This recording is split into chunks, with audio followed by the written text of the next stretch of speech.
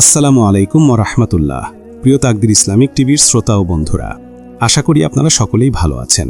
তাকদির Islamic টিভির পরিবেশনায় আজকের গল্প অবরুদ্ধ নিশীথ, আর আমি আছি আপনাদের সাথে মোহাম্মদ আলী। গল্পটি লিখেছেন তেজস্মিতা মুর্তজা, ভিডিও এডিটিং করেছেন জে.আর. জাহিদ। তো চলুন দেরি না করে গল্পে ফিরি। আজকের গল্প অবরুদ্ধ নিশীথ। মহিলা তাচ্ছিল্য করে একদলা থুথু মাটিতে ফেলে, আর চোখে উদ্দেশ্য তার অন্তর ওপর। দেখছি মানে কি, ওর মায় তো আব্বা আব্বা কইরা খাওয়াইতেছিল, আমরা ঢুকতেই তাকতারি বাইর হয়ে গেল। ওর বাপ আইলো, হেউ ভিতরে চলে গেল, কিচ্ছু কইল না। ওই দিনই সন্দেহী হয়েছিল।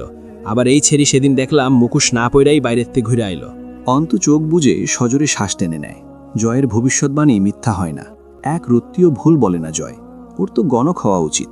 সেদিন পলাশের ছাদে হাসতে হাসতে কি চমৎকার করে বলেছিল, তুমি আমায় থুথু দিলে আরমিন, লোকেও তোমায় থুথু দেবে, সত্যি বলছি। জয়ের প্রতি মুগ্ধতায় অন্তর দুচোখ ভিজে ওঠে। অন্তর একটা লোকের এত জেদ, নিজের অপরাজেয় অনৈতিক শক্তির ওপর এত দম্ভ, এত তার কুটিলতা। আর শক্তিও তো অগাধ, বাঁচাতেও পারে, মারতেও। সেদিন বাঁচিয়ে এনেছে, আজ মারার জন্য। ঠোঁটের কিনারায় হাসি ছলকায় অন্তর। বহুবার সতর্ক করেছে জয় ওকে, অথচ খুব হালকাভাবে নিয়েছে সে। ভার্সিটিতে প্রতিবার জয়ের চোখে তাকিয়ে রুহু কেঁপে উঠলেও পরে ভুলে যেত জয়ের নির্লিপ্ততা দেখে। অথচ জয় বলেছিল, সে থাবা দিয়ে ধরবে না, কুকুরের ছ্যাঁচড়ামির মতো ধীরে সুস্থে নির্লজ্জতার সাথে ধরবে। ঝরঝর করে ঝরে পড়বে অন্তু অবাক হলো সবচেয়ে বেশি সবার অভিনয়। বাস্তবের চেয়েও বেশি বাস্তব তাদের অভিব্যক্তি। সাজানো পরিকল্পিত ঘটনাকে জীবন্ত করে তুলেছে ওদের অভিনয়। এক বৃদ্ধা এগিয়ে আসে, এই শরীরে একঘরে করো বাপু সকল, এইসব পাড়াডারার বদনাম করব। ও সেরি, এত দেহি পদ্মা করো, তোমার পদ্মার উপরে থু। ঘরে বেড়া শোয়াইয়া রাখতে দিয়া বাপমায় গেছে কোনে? সি, বাপের জন্মে এইসব দেহি নাই। অন্তু চুপচাপ দাঁড়িয়ে শোনে সবার মূল্যবান মন্তব্য। কেউ কেউ বলছে, এই জন্যই তো কই দরজা খুলতে এত দেরি লাগাইতেছ ক্যা? সেই কখন থেকে আয়শা এই স্যারাগুলান ডাকতেছিল, খোলে নাতে খোলেই না। অন্তুর বিয়ে নিয়ে এসেছে বহু লোকে বহুবার। অন্তু অপমান করত অথবা প্রত্যাখ্যান, তারা আজ তাকে ছাড়বে কেন? মহিলা এসে এক থাবায় অন্তুর মুখ থেকে ওড়নাটা কিনে খুলে ফেলে। বেরিয়ে আসে সদ্য গোসল করা গামছাটা মোড়ানো ভেজা মাথাটা। সকলে কয়েক সেকেন্ড হা করে হিসেব মিলায়। এবার তারা দৃঢ় বিশ্বাসে ফেটে পড়ে। চমৎকারভাবে প্রমাণ হয়ে গেল তাদের কাছে অন্তর নোংরামি। এতক্ষণ সন্দেহ ছিল তাদের, এবার আর রইল না। নষ্টামি করে নাং শুইয়ে রেখে আবার গোসল করে বেরিয়েছে। গুঞ্জন উঠল, ও তাইলে কুকাম করে লাংরে বিছানায় শোয়াইয়া রাইখা ফরজ গোসলে ঢুকছে মাগি, এরপর সেইখান থেকে বাইর হইয়া আইসো। ওরে ছি, রব উঠল মন্তব্যের। অন্তত মোড়ানো গামছাটা মাথায় রাখতে চাইলে তাও পারল না। মহিলা টেনে হিচড়ে খুলে ফেলে গামছাটা। পিঠ বেয়ে ছিটকে পড়ল ভেজা লম্বা চুলগুলো। কাঠের মূর্তির মতো দাঁড়িয়ে রয় অন্তু। সে অবাক হচ্ছে, তার কোনো প্রতিক্রিয়া আসছে না, কান্না পাচ্ছে না। জয় একটা সিগারেট ধরিয়েছে, ধোঁয়া গিলছে। অন্তু না তাকিয়েও টের পায় জয়ের চোখ দুটো হাসছে। খিলানের মতো নাকের পাটা দুটো ফুলে ফুলে উঠছে, আবার ভ্রুজোড়া অহংকারে পুরু হয়ে উঠছে। জয় খারাপ কিছু করার পর খুব সজল হয়ে ওঠে, যেন সেইখানিক জীবনী শক্তি পায়। তার খারাপ হওয়ার পেছনে কোনো কারণ নেই, সে খারাপ তাই সে খারাপ। অনেক লোক জমেছে খেলা দেখতে। এক বৃদ্ধা এবার হৈ হৈ করে উঠলেন, ওই তোমরা কি এমনিই দাঁড়াইয়া ওই মাগের ঢং দেখবা? চুল নাক কাইটা বাইর করা ওসব বালাই দেশ থেকে। কেউ কেউ পরামর্শ দিল, শরীয়তের বিধান অনুযায়ী ব্যভিচারের শাস্তি মাটিতে গলা অবধি পুঁতে ৮০টা বেত্রাঘাত। অন্ত তাদের আলোচনা খুব মনোযোগ সহকারে দেখছিল এবং শুনছিল। অন্তর দিকে তাকালো জয়, চোখাচোখি হলো দুজনের। অন্তর ঠোঁট দুটো হেসে উঠল। যে কেউ দেখতে পাবে না সেই হাসি, তরল রক্তের মতো চিকচিক করছিল সেই হাসি অন্তর তারায়। পুরুষ এবং কলঙ্ক এ দুটো শব্দ একসাথে হয় না কখনো। কলঙ্ক শব্দটি নারী সত্তার জন্য প্রযোজ্য কেবল। পুরুষ কলঙ্ক বইতে জন্মায় না জগতে, তারা স্বাধীন, তারা আমরণ কলঙ্ক বিচ্ছিন্ন। একই পাপের মাসুল পুরুষ এবং নারীর জন্য ভিন্ন হয় এ সমাজে। নারীর মসৃণ চামড়ায় বরং কলঙ্কের জন্য অনুকূল পদার্থ লেগে থাকে। নারী কলঙ্কের জন্য এবং কলঙ্ক নারীর জন্য চুম্বকের মতো আকর্ষিক। একটা নির্দিষ্ট দূরত্বে আনলে দুটো ছিটকে এসে পরস্পরের দেহে লেপ্টে যায় চিরতরে। জয়ের ক্ষমতা অসীম, তার দিকে আঙুল তোলার সাধ্য কারই নেই। তারা অন্তর দোষের কলঙ্ক অন্তর গায়ে এবং জয়ের টুকো একসাথে অন্তর গায়েই ছিটিয়ে দিচ্ছিল। মৌলভী সাহেব এলেন, সব শুনলেন, বেশ কিছুক্ষণ চুপ রইলেন। হামজা এসে বসেছে, তাকে চেয়ার দেওয়া হয়েছে মৌলভী সাহেবের পাশে। অন্তর খোলা চুলগুলো শুকিয়ে গেছে। আজ সবাই পরাণ ভরে অন্তকে দেখেছে। মাস্টারের মেয়েকে সেই ছোটবেলায় দেখেছিল সবাই, এরপর বহু বছর আর দেখেনি কেউ। অথচ মাস্টারের মেয়ে যে ঘোমটার তলে তলে নষ্টামি করত, তাকে কেউ আন্দাজ করতে পারেনি। কতবার তারা মাস্টারকে বলেছিল ভার্সিটিতে না পড়িয়ে বিয়ে করিয়ে দিতে, মেয়েটার দেমাগ ছিল বেশি, আজ পণ্ড হয়েছে তো। পাড়ার পুরুষেরা মন ভরে দেখল অন্তকে। ফর্সা শরীরে খয়েরি রঙা ঢিলেঢালি সালোয়ার কামিজ, ওড়নাটা গায়ে আছে কোনো মতো, উস্কো খুস্কো লম্বা লম্বা চুল পিঠে অবহেলিতভাবে ছড়ানো। হামজার পরনে সাদা ধবধবে পাঞ্জাবি, মেয়র সে, তার মুখটা কঠিন। মৌলভী সাহেব বললেন, যেহেতু অবিবাহিত নারী পুরুষ ব্যভিচারে লিপ্ত হয়েছে, সেই হিসাবে শরীয়তের বিধান হইল দুইজনকে দোররা মারা, মরে গেলে গেল, বেঁচে থাকলে পাপ মুক্ত। একে অপরের দিকে চাওয়াচাওয়ি করে লোকেরা। এইসব আগের কালে দেখা যেত, এখন এসব উঠে গেছে। মানুষ প্রকাশ্যে অকাম করে বেড়াচ্ছে। তবুও পাড়াটা তো আর বোর্ডিং বা হোটেল না। সবার আলোচনা একই রকম, তারা এর একটা বিহিত চায়। আর তাছাড়াও সকলের মাঝে একটা চাপা ক্ষোভ বোধহয় জয়ের জন্যও কাজ করছিল। জয় খারাপ তা সবাই জানে, সবাই। অথচ ভয়ে কেউ মুখে আনল না, বোঝাতে চাইল না কিছুই। অন্তু আকাশের দিকে তাকায়, কয়েকবার প্রাণ ভরে আব্বুকে ডাকল। কোনো সাক্ষ্য প্রমাণ প্রয়োজন হয়নি তাকে ব্যভিচারিণী বলার জন্য। জয়ের ঘরের ভেতর থেকে বেরিয়ে আসা আর অন্তুর ভেজা চুল যথেষ্ট। আব্বু আসবে বিকেল বা সন্ধ্যায়। অন্তু চায় তার আগে তাকে মেরে ফেলা হোক। এতক্ষণে তার একটা শব্দও শোনেনি কেউ, বা বলার সুযোগ দেয়নি। সে আর বলতেও চাইল না। কলঙ্ক এখন অপ্রমাণিত হলেও মুখে মুখে একটা দাগ এবং রটনা থেকে যাবে। সবচেয়ে ভালো হয় মরে গেলে। অন্তুর খুশি লাগছিল খুব। বেশ কিছুক্ষণ নীরবতা পুরো জনতার মাঝে। তা ভাঙল হামজা। মৌলবীকে বলল, আর কোনো বিকল্প নেই এর? আপনাদের ভাষ্যমতে যা হবার হয়ে গেছে, আর কোনো গ্রহণযোগ্য শাস্তি বা মীমাংসা আছে? কিছুক্ষণ চুপচাপ কাটল। এরপর একজন বৃদ্ধ লোক এগিয়ে আসে হামজার দিকে। বৃদ্ধদের সাথে সামাজিক কর্মের মাধ্যমে হামজার বেশ খাতির আছে। লোকটা হাইকোর্টের সাবেক উকিল। তিনি যেন রাগত স্বরে তাচ্ছিল্য করে চট করেই বললেন, আর কি করবে?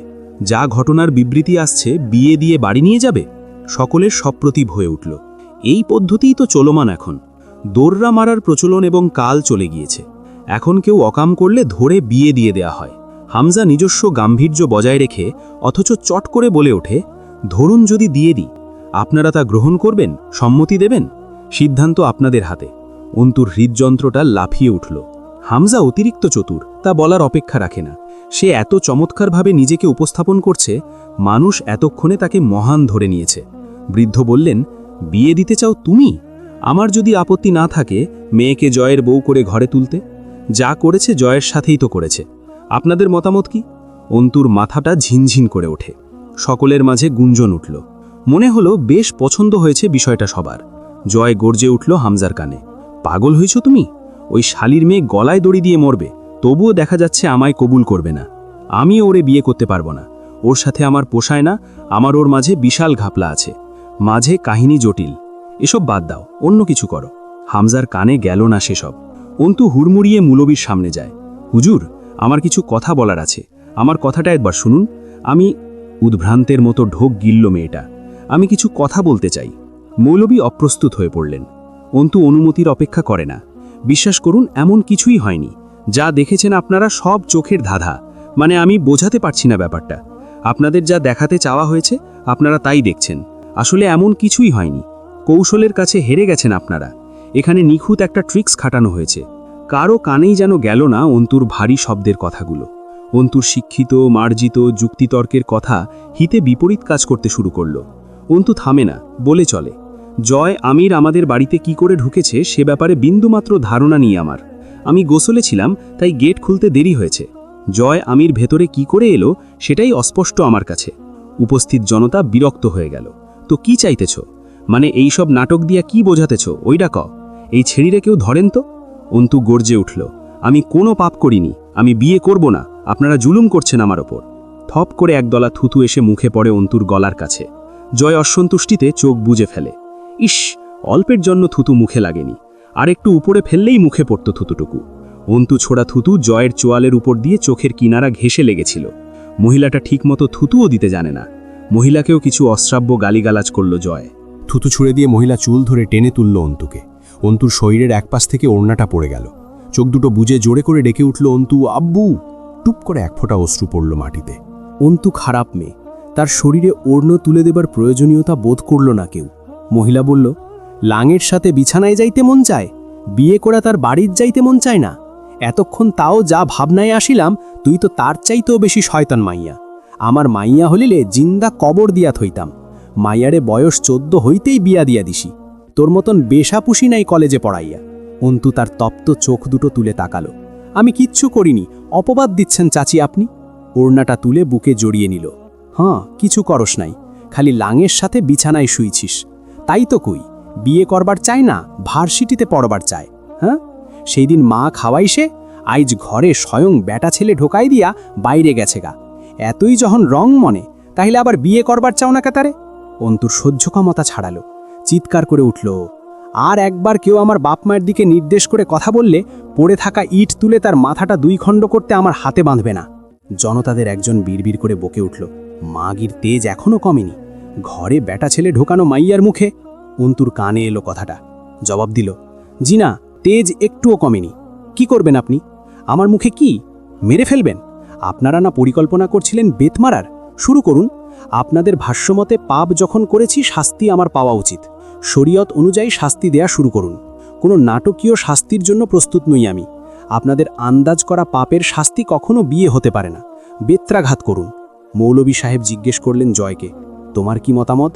জয় অন্তুর উপর থেকে চোখ ফিরিয়ে বলল, হ্যাঁ, আমার মত, আমার আর কি মত?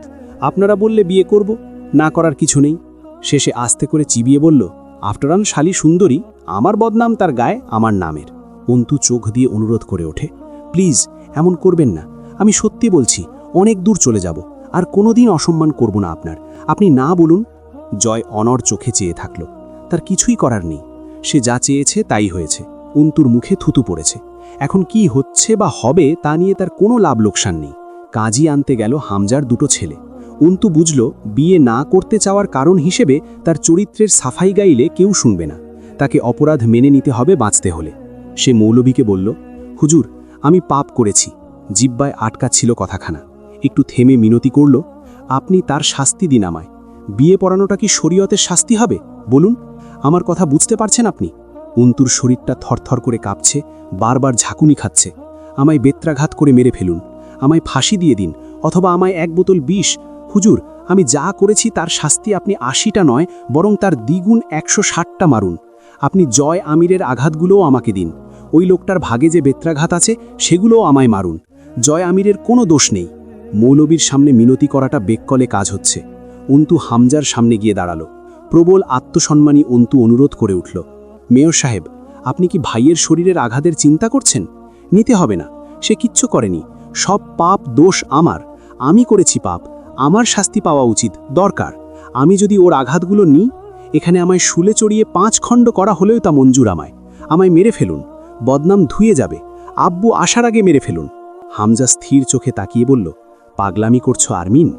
বদনাম যখন হয়ে গেছে, সত্য মিথ্যার ধার সমাজ ধারবে না। তোমার শরীরে ট্যাটু ছেপে গেছে। কিসের ট্যাটু মেয়র সাহেব? বদনাম অথবা জয়? অন্তু মাথা নাড়ে। ট্যাটু মোছা যায় না? না যায় না। আমি যদি ত্বক পুড়িয়ে ভস্য করে দিই, অথবা উপড়ে তুলে ফেলি শরীরের চামড়া, তাতে বাঁচতে পারবে? তোমার শরীরে 10টা আঘাতও সইবে না। দোররা 80টা বেত একসাথে বেঁধে 80টা আঘাত করে মারা হয়। তুমি 2-4টেতে প্রাণ হারাবে, কলঙ্ককে সাথে নিয়েই মরবে। এড়িয়ে যাবার পথ নেই। অন্তুর দিকে ঝুঁকে নিচু আওয়াজে বলল, বেঁচে থাকলে নিজের কাছে সান্ত্বনা থাকবে তুমি পাপটা করনি। আমি তোমাকে বুদ্ধিমতী বলেই জানি। কিছুক্ষণ আগেও তোমার শীতলতায় লোকে অবাক হয়েছে। এত ভেঙে পড়ছ কেন? রিল্যাক্স, প্রস্তুত হও, পাটুয়ারি বাড়ি তোমার অপেক্ষায়। অন্তু আস্তে করে পিছিয়ে এলো কয়েক কদম। কিছু ভাবছে সে, কিছু জবাব মিলছে। হামজাকে তার বড্ড ভয় করছে, পলাশ এবং জয়ের চেয়েও বেশি ভয়। হামজা দেহে বাস করা ক্যান্সার কোষের মতো, নীরব ঘাতক। চারদিকে গুঞ্জন থামেনি। যেহেতু মেয়ে বিয়ে করতে চাইছে না, তার মানে বিয়ে দেওয়াটাই ওর শাস্তি। চমৎকার যুক্তি সমাজের। বসে রইল অন্তু সিঁড়িতে। আজান পড়ছে। স্বভাববশত ওড়না তুলে মাথায় দিল। আজ আর দৌড়ে গিয়ে অজু করে নামাজ পড়তে বসল হলো না। চরিত্রহীনদের নামাজ পড়ার দরকার নেই। আব্বুর টুপিটা খুঁজে দেয়া হলো না। আব্বু এ সময় আসরের নামাজের উদ্দেশ্যে বেরিয়ে যায়। অন্তু গেটটা আটকে নামাজে বসে। অন্তু নির্বাক চোখে মাটির দিকে তাকিয়ে রইল। জয় একটা চেয়ারে বসে পড়ল। পরনে এখনও 3/4 প্যান্ট, হাঁটুর নিচে ঘন পশম, পা দুলাচ্ছে বসে। দেখতে ক্লান্ত লাগছে। সে এত কিছু ভাবেনি, এখনও ভাবছে না। চিরদিন লাগামহীনের মতো অপরাধ করেছে। কোথাও এমন দ্বিধাদ্বন্দ্ব ভরা পরিস্থিতি তৈরি হয়নি। কেউ প্রতিবাদ করেনি কখনো। সব গুলিয়ে যায় অন্তুর সামনে, সব কিছুর বাজি পাল্টায়, এমনকি তার লাগাম ছাড়া অপরাধেরও। অন্তুর ওপর রাগটা তরতর বাড়ছে, জেদ উঠছে। অন্তু মাটির কাছে অনুরোধ করে, ফাঁক হয়ে যা। আমাকে এই মুহূর্তে জায়গা দে তোর গর্ভে, নাকি তুইও ভুল বুঝছিস আমায়? আমাকে কি তোরও বলাৎকার মেয়ে মনে হচ্ছে মাটি? তুই কথা বলিস না। তোর বুকে দাঁড়িয়ে মানব সন্তান এত কিছু ঘটায়, তোর ধৈর্যে কুলায় সবটা, তোর বুকে ভার অনুভূত হয় না? মাটি জবাব দেয় না, অন্তু চেয়ে থাকে মাটির দিকে। নামাজ শেষে কাজীকে সাথে নিয়ে লোকজন ফিরল। হামজাও সবার সাথে নামাজ পড়ে ফিরল। সকলে যে যার স্থান নিয়ে আলোচনা শুরু হলো ছোট্ট একটা। পাড়ার প্রবীণরা হামজাকে জিজ্ঞেস করলেন, তো তুমি কি বলো, বিয়ে পড়ানো শুরু করা যাক? হামজাকে বলার সুযোগ দিল না অন্তু, চিৎকার করে উঠল, বললাম না বিয়ে হবে না। আমাকে এখানে কেটে শত টুকরো করলেও কোনো রকম বিয়ের আয়োজন হবে না এখানে। আমি যা করেছি তার জন্য বিকল্প যে কোনো শাস্তি দিন আমায়, আমি তৈরি আছি। কিন্তু আমরা চাইতেছি না তোমারে জিন্দা মাটিতে পুঁততে, তার চেয়ে কিন্তু আমি তো চাইছি আমাকে পোতা হোক, বেত্রাঘাতের সাজা দেয়া হোক। আপনাদের ব্যথা লাগছে কেন? মার পড়বে আমার শরীরে। তাছাড়াও আমার মতো চরিত্রহীনের জন্য এত মানবিকতা দেখালে বরং আপনারা কিন্তু গুনাহাগার হবেন আল্লাহর কাছে। সুতরাং যত তাড়াতাড়ি সম্ভব আমাকে আঘাত করা শুরু করুন। লোকজন ভাপড়ে পড়ে গেল, অদ্ভুত চোখে ভ্রু কুচকে তাকিয়ে দেখল। এখনও মেয়েটার কথার যুক্তি, ভাষার বিন্যস্ততা, চোখের প্রতিবাদ এক বিন্দু কমেনি। যুক্তি তর্কের ঊর্ধ্বে জয়ের অপরাজেয় মস্তিষ্কেও বিস্ময় খেলে গেল। চোখ সরালো না অন্তুর ওপর থেকে। অন্তুর মুখে ঘাম জমেছে, বুকটা ওঠানামা করছে, চোখ দুটো কাতর, অথচ অগ্নুৎপাতের গলিত লাভা যেন ঠলকে পড়ছে। সন্ধ্যা হবার অল্প অল্প বাকি। আমজাদ সাহেব হেঁটে এগিয়ে আসছেন। রাবেয়া ওনার ডান বাহু ধরে এগিয়ে আসছে বাড়ির দিকে ক্রমশ। অন্তিকের লম্বা মাথাটা দেখতে পাওয়া গেল ওনাদের পেছনেই। অন্তু যেন ফুরিয়ে গেল এক লম্হায়। সমস্ত জীবনী শক্তি ত্যাগ করে একদলা মাটির স্তূপে পরিণত হয় মেয়েটা। এই কথাগুলো এই লোক কিভাবে আব্বুর কানে তুলবে? আব্বুর কেমন লাগবে শুনতে অন্তুর ব্যাপারে এমন সব কথা? আমজাদ সাহেব অবাক হলেন বাড়ির সামনে ভিড় দেখে। অন্তুর অবস্থা দেখে সৌম্য মুখখানা অস্থির হল। একে একে লোক আমজাদ সাহেবকে নিজেদের মন মতো করে রসাত্মক কাহিনী জানাতে শুরু করে। মাইয়া তোমার অকাম তো করছে, মাগার সেই লাঙের লোকে বিয়াত বসবার চায় না। কেউ আবার বলে, আমজেদ মাইয়ারে ব্যবসাত দিছ নাকি? ব্যবসা যারা করে হেরা বিয়া করবার চায় না। কথাগুলো সহ্য করতে পারে না অন্তিক, তেড়ে যায় মারতে খ্যাপা পাগলের মতো। লোকটাকে দুটো ঘুষি মেরে নাক দিয়ে রক্ত বের করে আনলো। লোকের মেজাজে বিরূপ প্রভাব পড়ল এতে। পাপির ভাইয়ের এই আস্পর্ধা তারা ভালোভাবে নেবে কেন? আমজাদ সাহেব থামালেন ছেলেকে। অনেকক্ষণ যাবৎ শুনলেন দাঁড়িয়ে পাড়ার ও সমাজের প্রতিটা স্বাধীন নাগরিকের নিজস্ব মূল্যবান মন্তব্যগুলো। কেউ জয়কে বলছে না। জয় পুরুষ, জয় হামজার ভাই, হুমায়ুন পাটোয়ারির ভাগ্নে, এই অঞ্চলের অভিজাত পরিবার, আমির পরিবারের একমাত্র উত্তরসূরি। জয়কে বলতে নেই। মাগরিবের আজান শোনা যায় চারদিকে। মাথা থেকে পড়ে যাওয়া ওড়নাটা আর তুলে মাথা ঢাকে না অন্ত। দেহ ব্যবসায়ী মেয়েরা তা করে নাকি? তার পর্দা পলাশ নিজের শক্তিশালী হাতে খুলেছে, তার অন্তিক চাইলেই উঠে পড়বে নাকি? আমজাদ সাহেব ধীরে হেঁটে এসে বসেন অন্তুর পাশে। বেশ খানিকক্ষণ কেউ কথা বলে না, শ্বাস ফেলে না কেউই। অন্তুর ভেতরে মৃত্যুর নেশা জাগে, আর মৃত্যুর আগে পাশে বসা আব্বুর চেহারাখানা একবার দেখতে চায় সে। বিয়ে দিতে চায় ওরা তোকে অন্তু, করে নে বিয়ে।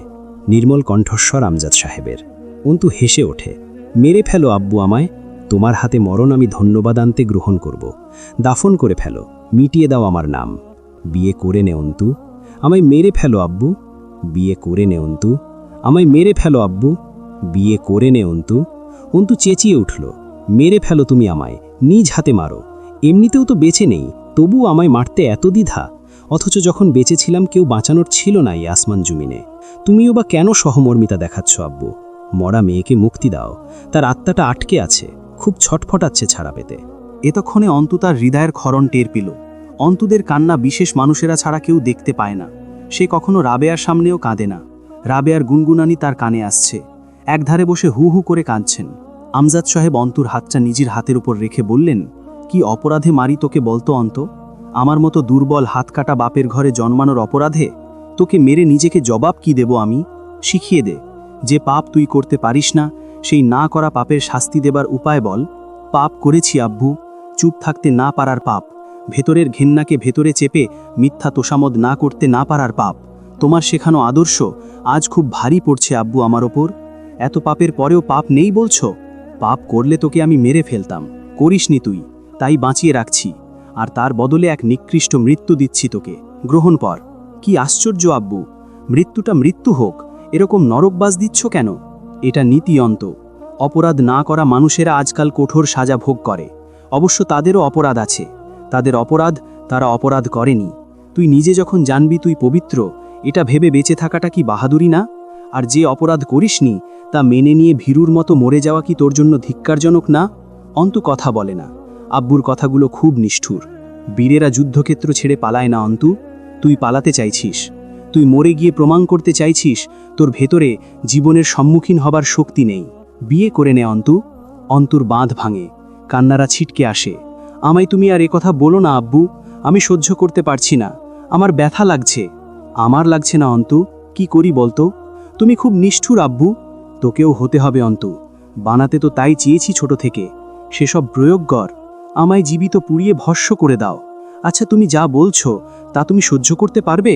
অন্তর দিকে এতক্ষণে প্রথমবার তাকান আমজাদ সাহেব। না পারলেও বা কি? অন্তু মারি আটকে চোখ বুজে। আব্বুর চোখে টাকানোর ভয়াবহ কাজ সে করতে পারবে না। চোখ বুজে কেমন করে যেন ডেকে ওঠে, আব্বু। ডাকছিস কেন অন্ত? হাত বাঁধা বাপদের তোদের মতো অন্তরা ডাকবে না। দোষ তো তোমার, জানো না আমি তোমায় ছাড়া কত নিরুপায়, তবু একা রেখে গেলে। দেখেছো, আমি বলতাম তুমি ছাড়া এক মুহূর্ত টিকব না আমি, প্রমাণ হলো তো। তুমি স্বার্থপর কেন আব্বু? নিয়তির দোষ দিবি না? প্রকৃতি আর নিয়তি দেখ ঠিক জিতে গেল অপরাধ করে। তুই ওদের দোষ দিলি না, দোষ দিচ্ছিস আমার। কেমন করে যেন হাসলেন আমজাদ সাহেব। মারছি না তো কি করছি? এই তো বেশ কয়েকবার মরতে বললাম, আবার বলছি বিয়ে করে নে অন্ত। অন্তু চেপে ধরে আব্বুর কম্পিত হাত, শক্ত করে মুঠো করে ধরে রাখে, ছাড়ে না। মাথাটা নুইয়ে হু হু করে কাঁদে বাপের কাছে। এতক্ষণ তার সাথে যা যা অন্যায় অবিচার হয়েছে সব কিছুর নীরব নালিশ জানায়। বাপ একবারও জিজ্ঞেস করে না তুই কি করেছিস অন্তু? সন্দেহ শব্দটা অচল এখানে। এখানে কথা জবানে নয়, চোখে হয়। এই সম্পর্কটা অগাধ আশ্বাসের, ভিত্তিটা নিগূঢ় বিশ্বাসের। অন্তু, তোকে কাঁদতে দেখতে ভালো লাগে না আমার। ছোটবেলা থেকে কাঁদতে শেখায়নি তোকে? অন্তু চোখ মুছল। কাঁদছি না, ও কথা আর বলবে না। তুমি শুধু হাতটা ধরে থাকো আমার, ছাড়বে না কিন্তু।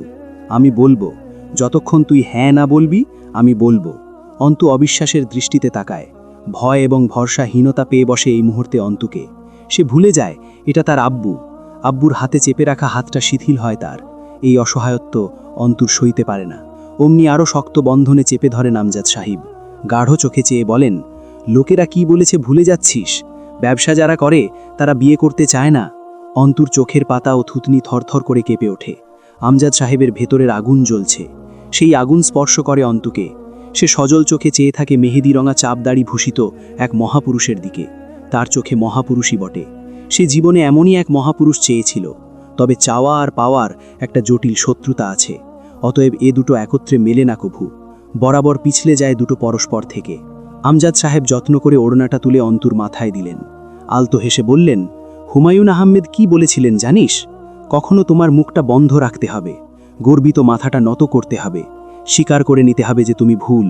এর অর্থ এই নয় যে তুমি পরাজিত, এর অর্থ তুমি পরিণত, এবং শেষবেলা বিজয়ের হাসিটা হাসার জন্য ত্যাগ স্বীকারে তুমি দৃঢ় প্রতিজ্ঞ। কাজী সাহেব কাবিননামা লিখলেন। জাভেদ আমিরের একমাত্র পুত্র জয় আমিরের সঙ্গে। থামলেন কাজী সাহেব। জয়কে জিজ্ঞেস করলেন, দেনমোহর কত বাঁধব বাপ? কোটিখানেক বাঁধেন, আমি কি কোনোদিন ছেড়ে দেব নাকি? কাজী সাহেব বললেন, ছেড়ে দেওয়ার সময় দেনমোহর আদায়ের হুকুম নেই। নিয়ম হলো দেনমোহর পুরো মিটিয়ে তবে স্ত্রীর কাছে যেতে পারবে বাবা। তাইলে 1 টাকাও বাঁধার দরকার নেই। দ্রুত ঘাড় নাড়ে জয়। কবির আর রাহাত ফিক করে হেসে ফেলল। হামজা বলে, বাঁধেন 1,10,000, পরিশোধ করেই কাছে যাবে। উপস্থিত জনতা অবাক হয়ে চেয়ে থাকে। কত উদার পাটোয়ারি পরিবার! এত উদার কেন এরা? একটা মেয়ের জীবনে আর কি চাই? সবই তো দিচ্ছে পাটোয়ারি পরিবার, অথচ ঘরে তুলছে চরিত্রহীন এক মেয়েকে। কবুল বলার আগ মুহূর্তে অন্তু আব্বুর দিকে তাকায়। আমজাদ সাহেব মাটির দিকে তাকিয়ে আছেন। পাশে দাঁড়িয়ে আছেন রাবেয়া, চোখের পানি ছলছল করছে, কিন্তু পড়ছে না। পাশে অন্তিক, তার দৃষ্টিতে অসহায়ত্ব ছাড়াও আরও কিছু। অপলক অন্তুকে দেখছে। জয়কে কবুল বলতে বলা হলে সে বেহায়ার মতো ঘোষণা করে কবুল পড়ল, যেভাবে মঞ্চে দাঁড়িয়ে ভাষণ দেয়। ছেলেরা একসাথে ধ্বনি দিয়ে উঠল, জয় বাংলা, জয় বাংলা, জয় বঙ্গবন্ধু। মুখে মিষ্টি তুলে দিল হামজা। মানুষ খাওয়ার আগে বিসমিল্লা পড়ে, জয় মুখে মিষ্টি নেবার আগে বিসমিল্লা বলার বদলে স্লোগান দিল, জয় বাংলা। এরপর গালে মিষ্টি ঢোকালো। ছেলেরা তার সাথে সমস্বরে স্লোগান দিল, জয় বাংলা। বিয়ের আসর নয়, রাজনীতির মঞ্চ এটা। বিশাল এক সম্মেলন চলছে যেন। কাজী সাহেব কয়েকবার কবুল বলতে বললেও অন্তু শুনতে পায় না। আব্বুর দিক থেকে চোখ ফেরে না তার। আব্বু কিছু বলুক, কিছু করুক, একবার চোখ তুলে দেখুক অন্তুকে, বলি হওয়ার আগে। তাকালেন না আমজাদ সাহেব। কবুল বলতে ঠোঁট নাড়াতে গিয়ে আবার থামে। আমজাদ সাহেব ধীর পায়ে ভেতরে পা বাড়ালেন। উনি বসে থাকলে ওই অন্তু জীবনেও কবুল পড়বে না। পাগলিটাকে কিভাবে বোঝাবেন উনার কিছু করার নেই। স্বয়ং নিজ হাতে বোধহয় খুন করে এলেন অন্তুকে। সেই লাশ দেখতে ভালো লাগছিল না। হাতটা মেলে ধরলেন চোখের সামনে। উনার মনে হলো রক্ত লেগে আছে তাতে, অন্তুর কলিজা চুইয়ে পড়া রক্ত। আস্তে করে শুনতে পেলেন পেছনে অন্তু প্রাণহীন স্বরে বলছে, কবুল। কাজী সাহেব আলহামদুলিল্লাহ বললেও অন্তু বলেনি। হুড়মুড়িয়ে বসে পড়লেন আমজাদ সাহেব মেঝের ওপর দরজার কপাট আঁকড়ে ধরে। অন্তু আজ ফুরিয়ে গেছে বাপের মান রাখতে। নিজেকে একবার গজিয়ে তোলার প্রয়াসে অন্তু আত্মহত্যা করেছে। অন্তু জয় আমিরকে কবুল করেছে। রাত 10:38। হামজা জয়কে নিয়ে অন্তুদের বাড়ি থেকে বেরিয়েছে ঈশার আজানের পর। জয়ের আজ পলাশের হোটেলে যাওয়ার কথা, পলাশ অপেক্ষা করছে। কিন্তু হামজার সাথে সে এলো আব্দুর রহিম মেডিকেল হাসপাতালে। বহিবিভাগ দিয়ে ঢুকে এগোতেই জরুরি বিভাগ। কিচি গেটের ওপাশে বেঞ্চিতে বসে আছেন লোকজন। কেউ কেউ বারান্দার গ্রিল ধরে আছে, উঁকিঝুঁকি মারছে ওয়ার্ডের ভেতরে। 500 শয্যার এই বিশাল হাসপাতালে লতিফকে খুঁজে পাওয়া সহজ কাজ নয়। কিন্তু আজ বিকেলে কেবিনে শিফট করা হয়েছে লতিফকে। হামজার নির্দেশ। কেবিনের দরজা চাপানো ছিল, স্পেশাল কেবিন রুম। হামজা ঢুকতেই লতিফের স্ত্রী আসমা উঠে দাঁড়ালো এক কোণে। হামজা বাধা দিল, আপনি বসুন ভাবি, লতিফ ভাইয়ের পাশে বসুন আপনি। জয় জয় বারান্দায়। সামনে দিয়ে একটা মেয়ে হেঁটে যাচ্ছিল, সে মনোযোগ দিয়ে দেখল যতদূর দেখা যায়। দেখতে ভালো লাগলো, তবু দুটো বাজে গালি দিল মনে মনে। হাসপাতালে কেউ এভাবে পটের বিবি সেজে আসে? যখন সামনে দিয়ে হেঁটে যাচ্ছিল কোমরটা ন্যাকামিতে বেশিই দুলছিল। জয়ের ইচ্ছে করল ধপ করে একটা কোমরের উপর লাথি মেরে কোমরটা সোজা করে দিতে। আবার ভালোও লাগছিল দেখতে।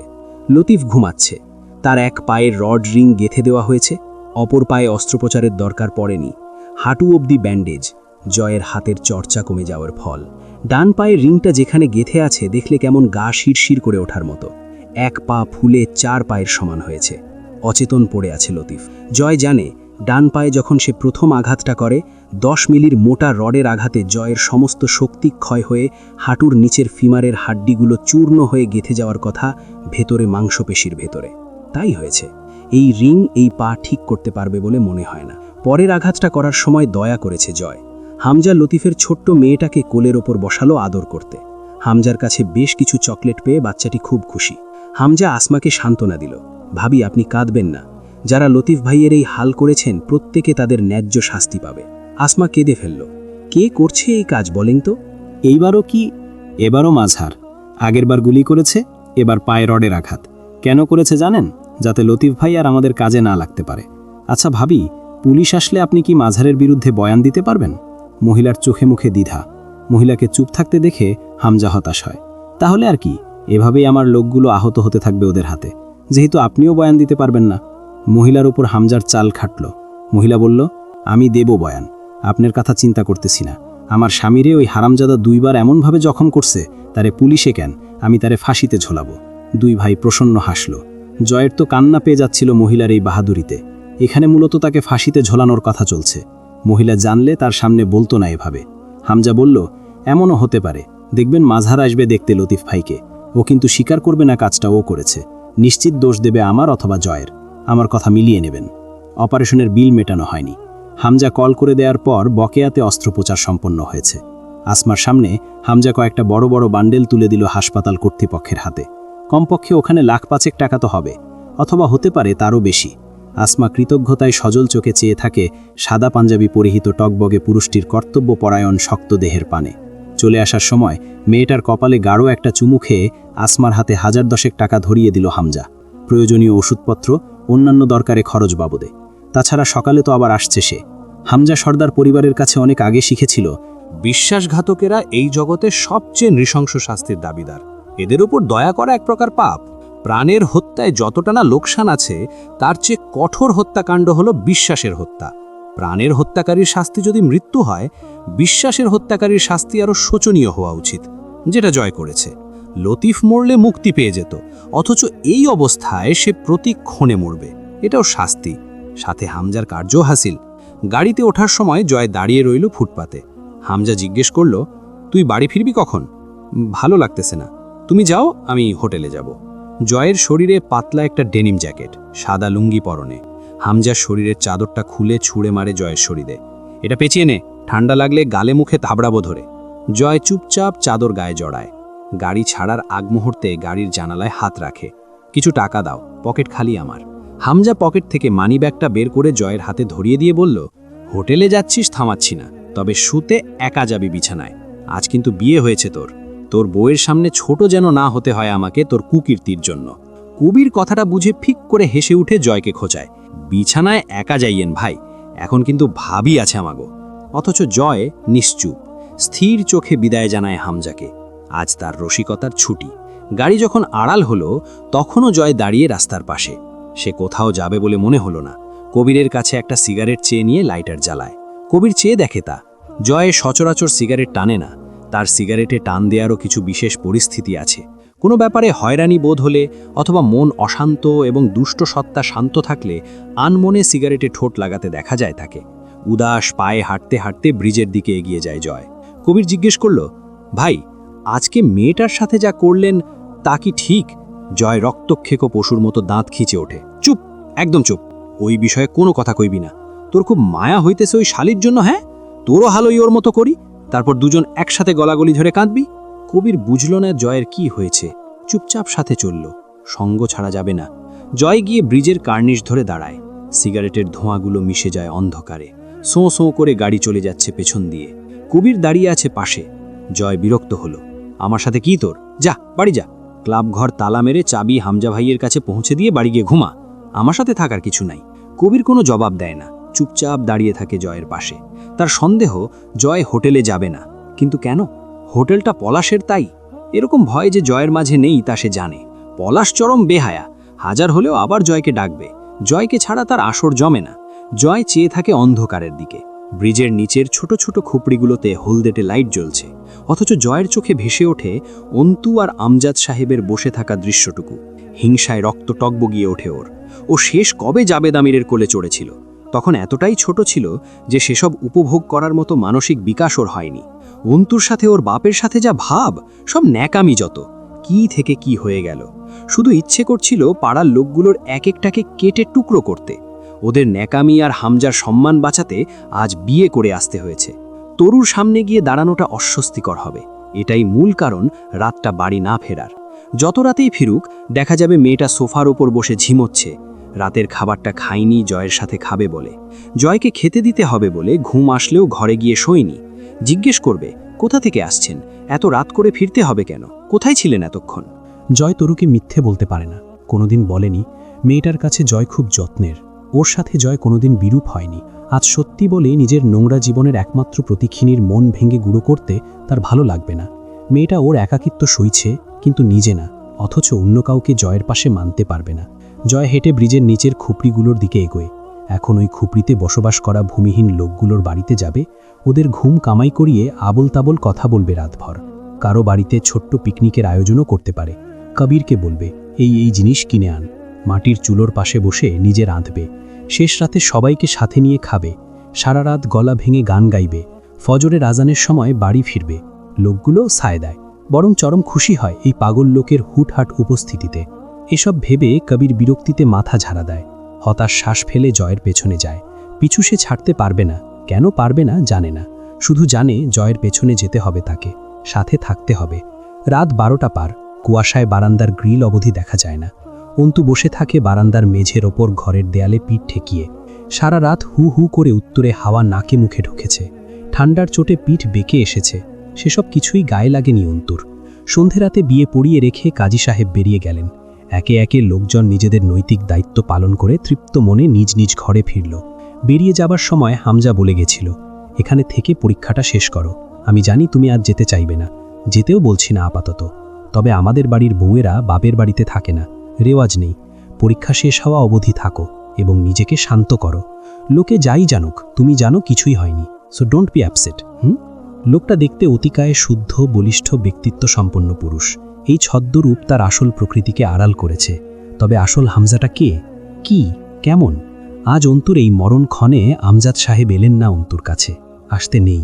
রাবেয়া এসে পাশে বসলেন। অন্তু একটুও তাড়াহুড়ো করল না চোখের পানি মুছতে। অন্ধকারে দেখা যাচ্ছে না তা, কিন্তু কথা বলতে তার ভয়। কণ্ঠস্বর ও নাক আটকে আছে। আম্মুর সামনে কাঁদতে নেই। ঘরে যা অন্তু। অন্তুর আস্তে করে শুয়ে পড়ল শীতল মেঝের ওপর, মাথাটা মায়ের কোলে রেখে বলল, আজ তোমার বোঝা হালকা হলো আম্মা। তোমার অন্তু বিয়ে করবে না দেখো হয়ে গেছে। চুলে হাত বুলালেন রাবেয়া। চুপ কর অন্তু, ওঠ, ঘরে চল, জ্বর বাঁধাবি। আম্মা, কাঁদছ কেন? কাদার মতো কথা বললাম? কাঁদতেছি না, ওঠ তো অন্তু, থাপ্পড় মারবো কিন্তু একটা। এইখানে ঠান্ডা। তাতে কি, ভালোই লাগতেছে। তুমি ঘরে যাও, তুমি বুঝবা না ঠান্ডার হাওয়ায় বসে থাকার আরাম। যাও যাও, আব্বু একা। মরে যাইতে চাস? তাহলে আমারে আগে মার। কণ্ঠটা আবার ভেঙে এলো রাবেয়ার। আমি তো তোরে জন্ম দিয়ে পাপ করছি রে মা। তোরে জন্ম না দিলে এই দিন তোর জীবনে আসতই না। আমার গর্ভের দোষ। ওঠ অন্তু, কার কি হচ্ছে জানি না, আমার কিন্তু সহ্য হইতেছে না। শোন, ওঠ। অন্তু উঠে বসে। ধুরু, ভাবলাম একটু শীত বিলাস করব, এখানে ইমোশনাল সিন চলছে। ওঠো, চলো শুয়ে পড়ি। অন্তু মুখ চোখ ধুয়ে এলো, পানি বরফের মতো ঠান্ডা। এসে বাচ্চা মেয়ের মতো বিছানায় শুয়ে কম্বল পেঁচিয়ে হু হু করে কেঁপে বলল, ওরে ঠান্ডা রে আম্মা, লাইট বন্ধ করে দিয়ে যাও, সেই শীত, বাপরে। রাবেয়া অন্তুকে কেমন করে যেন তাকিয়ে দেখলেন। অন্তু ঠিক ছোটবেলার মতো কম্বল মুড়ি দিয়ে অল্প একটু মুখ বের করে ঠকঠক করে গা কাঁপছে। যন্ত্রণা লুকোনোর ব্যর্থ চেষ্টা। রাবেয়া চলে গেলে অন্তু স্থির হয়ে গেল। কতক্ষণ অন্ধকারে ছাদের দিকে চেয়ে রইল। এই শীতের রাতে বুকে জ্বলা আগুনের সাহস খুব বেশি। এত ঠান্ডা, এত কুয়াশা, তবু বুকের উত্তাপ গমগম করছে। অন্তু উঠে গিয়ে বারান্দার দেয়ালে হেলান দিয়ে বসে। নিশ্চুপ এক মাঝরাত। ঝুপঝুপ করে বৃষ্টির মতো চোখের দুই কোণ বেয়ে পানি গড়িয়ে পড়ল। কান্না জমে বুকটা কাঁপছে। অন্তু মাথাটা দেয়ালে ঠেকিয়ে বাইরের অন্ধকার কুয়াশার দিকে তাকিয়ে রইল নিথর চোখে। তার জীবন, সম্মান, স্বপ্ন, আব্বুর মানমর্যাদা সব শেষ। শেষটা সে করেছে। কেন সে গেছিল সেদিন জয় আমিরের সঙ্গে বেয়াদবি করতে গেছিল? এত বোকা হলে চলে? তা কিছুই লইল না। না, নিজেকে ক্ষমা করা যাচ্ছে না। অন্তু আস্তে করে হাতের তর্জনী আঙুল তুলে বুকের মাঝখানটায় চেপে ধরল। সেখানে ভেঙে চুড়ে আসছে। শীত বাড়ছে, পা দুটো ঠান্ডায় অবশ হয়ে আসছে। অন্তু একটা খেলা খেলার চেষ্টা করল। এই শরীরের যন্ত্রণা, এটা কি তার বুকের ব্যথার চেয়ে বেশি তীব্র নাকি কম? জিতল বুকের ব্যথা। শরীরের ব্যথা অনুভূত হচ্ছে না। সে অনড় বসে রইল মাথা ঠেকিয়ে। ফজরের আজান হলো, উঠল না নামাজ পড়তে, বসে রইল ওভাবেই। রাত 2টোর দিকে রোজকার মতো অন্তুকে দেখতে এলেন আমজাদ সাহেব। তিনি আজ লুকিয়ে দেখতে এসেছিলেন। অন্তু ঘুমালে দেখে চলে যাবেন। কিন্তু অন্তুকে ওভাবে ঠান্ডার মাঝে বারান্দার মেঝেতে বসে থাকতে দেখে বুকের ভেতরটা যেন কেমন করে উঠল। অসুস্থ শরীর নিয়ে বসলেন অন্তুর পাশে। অন্তু ভাড় ঘুরিয়ে তাকালো না, ওভাবেই বলল, ঠান্ডা লাগবে আব্বু, ঘরে যাও। তোর লাগছে না? বুঝতে পারছি না, তুমি অসুস্থ, এখানে বসে থেকো না, যাও। কিছুক্ষণ চুপ থেকে আমজাদ সাহেব জিজ্ঞেস করেন, আমার বাপ হবার চেষ্টা করিস না অন্তু? তা করব আমার সাধ্যি? বাপ তো তুমি আব্বু, স্বার্থপর বাপ। বাপ হিসেবে তুমি ঠিক আছো। আমি তোমার বাপ হলে এমন করতাম না, ভুলভাল কিছু করতাম। তুমি ঠিক কাজ করেছ। আমজাদ সাহেব কি অদ্ভুত এক হাসি যে দিলেন। হেসে বললেন, কি করতি তুই বল? মেরে ফেলতাম। তাই তো করেছি, বাঁচিয়ে রেখেছি। অন্তু এবার তাকায় আব্বুর দিকে। আমজাদ সাহেব থমকে গেলেন। চোখ দুটো কালিতে ঢাকা, ত্বক তীব্র ঠান্ডায় বিদীর্ণ হয়ে সাদা রক্তশূন্য হয়ে উঠেছে। চোখ দুটো ফোলা, চোয়ালের ওপর শুকনো জলরাশির ধারা। বাপের ভেতরটা কেমন করে উঠল। আব্বু, এত কঠোর মৃত্যু বাপ হয়ে দিলে মেয়েকে। আব্বু, তোমার একটুও দয়া হলো না আমার ওপর? এই যে অন্তু আবারও ঝরঝর করে কেঁদে ফেলল। তার একমাত্র দুর্বলতার জায়গা। অন্তু একটা আবদার করে, আব্বু, চলো আমরা কোথাও চলে যাই আব্বু। এখনো আকাশ ফর্সা হয়নি ভালো মতো। চলো আমরা দূরে কোথাও চলে যাই। যাবে আব্বু? না অন্তু, আজ আমার খুশির দিন। আজ যা করেছি এরপর আর কোনোদিন খারাপ থাকবো না। আমি এক কন্যাদায়গ্রস্ত বাপ ছিলাম। আজ সেই বোঝা ঝেড়ে ফেলেছি। বিয়ের বয়সী মেয়েকে বিয়ে দিয়ে দিয়েছি আজ। ঋণ মুক্ত, দায় মুক্ত আজ থেকে আমি। চলে যাব কেন? আমজাদ সাহেবের মেহেদি রাঙা দাড়ি বেয়ে এক ফোঁটা পানি বড় নিঠুরভাবে বয়ে গেল। অন্তু খিচে চোখ দুটো বুঁজে ফেলে। বাপের চোখের পানি সন্তানদের দেখতে নেই। অন্তুর উচিত এই মুহূর্ত থেকে নিজেদেরকে অন্ধ ঘোষণা করা। অন্তু আলতো করে মাথা ঠেকালো আব্বুর কাঁধে। তোমাকে অভিনন্দন আব্বু, তোমার অন্তুর বিয়ে হয়ে গেছে জয় আমিরের সাথে। তোমার আর চিন্তা নেই। আমজাদ সাহেব নিজের শরীর থেকে চাদরটা খুলে অন্তুর পা দুটো গুটিয়ে চাদরটা জড়িয়ে দিয়ে হাট গুটিয়ে আবার আচমকা অন্তুর পায়ে হাত ছোঁয়ালেন। আমাকে ক্ষমা করতে পারবি মা? মা রে, ও মা! অন্তু ছিটকে উঠল। দুহাত দিয়ে আব্বুর কা জড়িয়ে ধরে আকুতি করে উঠল, আব্বু প্লিজ না, এত বড় পাপী করো না আমায়। আব্বু দয়া করো। মা, আমার মা! আমজাদ সাহেব কেমন করে ডেকে উঠলেন। অন্তুর হাত পা অনড় হয়ে উঠল। আমজাদ সাহেব অন্তুর হাত দুটো মুঠো করে ধরে বললেন, মা, তুই আমার মা। আজ তোর ছেলেকে ক্ষমা কর মা। আজ তোর সাথে এই অধম বাপ যা করেছে, তুই আমায় বাঁধাস না না অন্তু। অন্তু আর নিজেকে সামলায় কি করে? আব্বুর হাতের মুঠোর ওপর কপাল ঠেকিয়ে হু হু করে কেঁদে উঠল। পাগল হলে আব্বু? এমন করছো কেন? বাঁচতে দেবে না আমায়? তুমি এমন করলে আমি কিন্তু কিছু করে ফেলবো আব্বু। একদম আমাকে ভেঙে ফেলার চেষ্টা করবে না, খবরদার। ফসফস করে কয়েকটা নিঃশ্বাস ফেলেন আমজাদ সাহেব। বুকের ওঠানামা বাড়ল। অন্তু আতকে উঠল। কি হয়েছে আব্বু? প্রেশারের ওষুধ খাওনি? আমজাদ সাহেব অস্থিরভাবে জোরে জোরে শ্বাস ফেলে বললেন, আমার কিচ্ছু হয়নি। মার খাবি এবার আমার হাতে কিন্তু। চাদর গায়ে জড়িয়ে বস। আব্বু ওঠো, চলো ঘরে যাই, এখানে ঠান্ডা। ওঠো তো তাড়াতাড়ি। আমজাদ সাহেব আবদার করার মতো বললেন, এত ব্যস্ত হোস না তো অন্তু, বস, দুটো কথা বলি। আমি তোর সাথে কথা বলতে এসেছি অন্তু। অন্তু শোন, শান্ত হ, আমার কিচ্ছু হয়নি। অন্তু গলা উঁচিয়ে রাবেয়া বেগম ও অন্তিককে ডাকে। আমজাদ সাহেব তখন আস্তে করে বলেন, আমি আর কিছুক্ষণ তোর সাথে কথা বলি অন্তু। অন্তু ডুকরে ওঠে। ওমন কেন করছো আব্বু? এভাবে কেন কথা বলছো? কি সব বলছো তুমি? আব্বু তুমি এমন করলে কিন্তু। অন্তিক এলো। রাবেয়া দৌড়ে এলেন। আমজাদ সাহেব আবার বলেন, অন্তু তোর সাথে আমার বোঝাপড়া আছে অনেক, একটু সময় দে আমায়। এত অস্থির হোস না, আমি কিছুক্ষণ বসি তোর কাছে, কথা বলি কিছু সময় তোর সাথে বসে। ভোর রাতে কলিং বাজছে পাটোয়ারি বাড়ির দোতলায়। বালায় মেহেরবানি, দরওয়াজা খুলিয়ে, টিং টিং টুংটাং। তরু চট করে চোখ খুলে উঠে দরজা খুলে দেয়। জয় ভেতরে এসে চাদরটা গা থেকে খুলে হাতে রাখে। তরু ভ্রু কুচকায়। এটা এখন তার ওপর ছুঁড়ে মারার কথা, অথচ জয় তাকাচ্ছেও না। তরু জিজ্ঞেস করে, কোথায় ছিলেন এতক্ষণ? এই শেষ রাত মানুষের বাড়ি ফেরার সময়? জয় নিগুড়ো চোখে তাকায় মেয়েটার দিকে। তরু আবার জিজ্ঞেস করে, এত দেরি কেন? জয় চোখ সরায় তরুর চোখ থেকে। খেয়েছিস রাতে? খেয়েছি। জয় হাসে। এত খাস তবু মিথ্যে বলতে শিখিস না, খেলে মিথ্যে বলা শেখা যায়। জয় হাসে। আস্তে করে বলল তরু, আপনি খাবেন না? জয় বলল, না, খেয়ে এসছি। কেবল নিশ্চুপ মাছা নেড়ে সম্মতি দেয়। জয় ভয় পায় তরুর অভিমানকে, ভয় পায় ওই মেয়ের চোখের কাতরতাকে। এই নিঃস্ব জীবনের একমাত্র যত্নকারী, আগলে রাখার মানুষ তরু জয়ের। সেই মেয়েকে দুঃখ দিতে জয়ের মতো পাষাণ্ডের কলিজা কাঁপে খুব। খেতে বসে তরু আবার জিজ্ঞেস করে, কোথায় ছিলেন? এত দেরি তো করেন না ফিরতে? জয় হেঁটে ঘুরে এসে তরুর পাশে দাঁড়িয়ে জগ উঠিয়ে নিতে নিতে ফিসফিস করে বলে, তোকে খুন করে এসছি আজ। তরু আতকে ওঠে অজান্তেই। জয় মিথ্যা বলে না, হাসতে হাসতে কঠিন সত্য বলে, তবুও হাসে। আপনার হাতে আমার খুন মঞ্জুর। জয় মাথা নাড়ে, উহু। যে উপায়ে আজ তোরে খুন করে আসলাম তুই সইতে পারবি না। তরু কথা বলে না, চেয়ে থাকে জয়ের দিকে। জয় ঘুরে ওপারে গিয়ে টেবিলে বসে খাবারে হাত রেখে বলে, বুঝলি তরু, তোরে ভালোবাসতে না পারাটা আমার জীবনের সবচেয়ে বড় ব্যর্থতা। এমন হইলেও হইতো আমি তোরে তোর মতো করে ভালোবেসে বিয়ে করে এক জীবন পাড়ি দিতাম। তরু ছটফটিয়ে ওঠে। এসব কথা কেন উঠছে? ওঠার কথা বলে উঠতেছে। আমি কি কোনোদিন চেয়েছি ওভাবে? আপনি পারেননি, আমিও তো আর বলিনি। এভাবেই তো চলছে বেশ। আমি আপনাকে চরম নির্লজ্জতার সাথে ভালোবাসি। আপনাকে ভালোবাসার সময় আমার আত্মসম্মান থাকে না। এবার আবার জিজ্ঞেস করবেন না যেন কেন ভালোবাসি আপনাকে। আমি কিন্তু বলবো না। জয়ের হাসে। আমি জিজ্ঞেস করলেই তুই বলবি। জিজ্ঞেস করবেন আপনি? করব। বল, কেন ভালোবাসিস আমায়? তরু মসৃণ হাসে। 3 বোনের পর যখন আমি মায়ের গর্ভে, তখন বাপ ভেবেছিল এবার একটা ছেলে হবে। হলাম আমি। বাপ আমায় মানল না।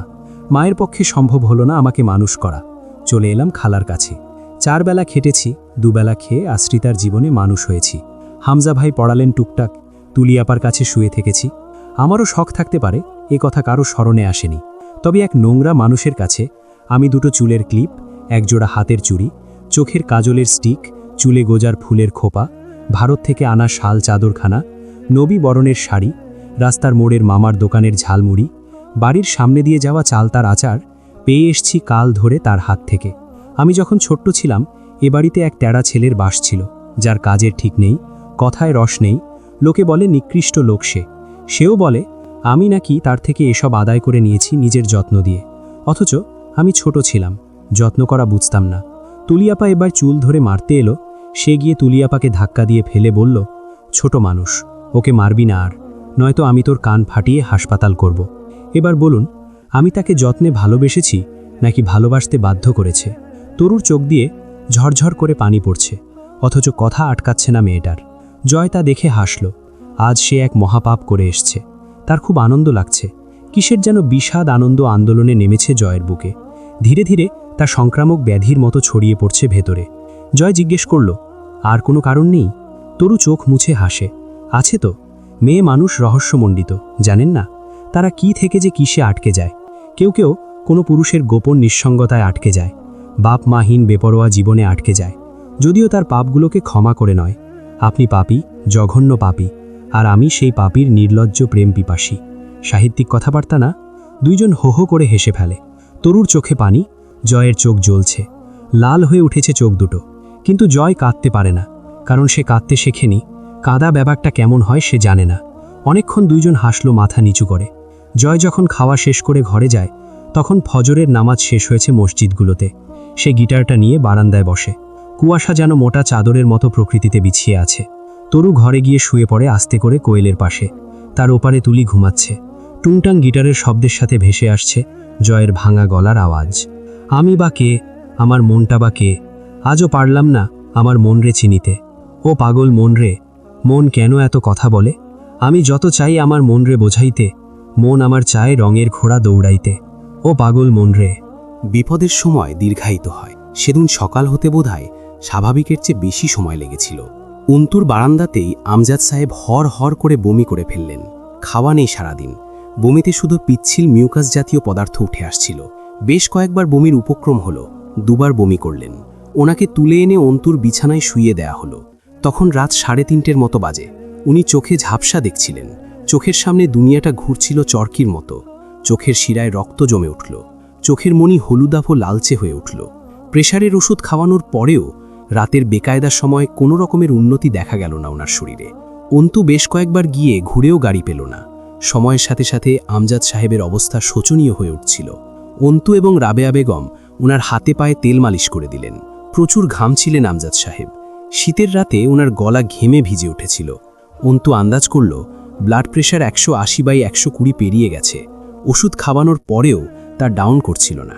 সকাল 6টায় যখন ওনাকে হাসপাতালে ভর্তি করা গেল, তখন ওনার ভেতরে যেসব উপসর্গ প্রকাশ পাচ্ছিল, অন্তুর অন্তরাত্মা কেঁপে উঠল তাতে।